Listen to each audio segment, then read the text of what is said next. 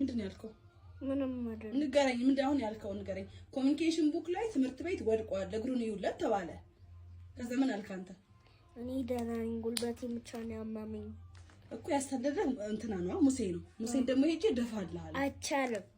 አስጥቅም ሀምሌት ያልከኝ ማራውን ጓደኛዬ ነው። አይቻልም። እና ጓደኛ ቢሆንስ ልጅ እኮ አንተ ነህ። ከዛ ደግሞ እናቱ እንትን ፖሊስ ተጣራና ከዛ አንቺ እንትን እስር ቤት ተጋቢና የሆነ ጎቱ ጄል ከልሚ የሆነ ጎቱ ጄል የሆነ ጎቱ ጄል forever የሆነ ጎቱ ጄል then I don't have mom and I only have brother and sister and dad so ለአንተ ስለኔ ራሴን ብሰዋስ አይደለም forever ever ጄል ብገባስ ለምን you are my son እምቢ ማንንም ሊልከብኝ አልፈልግም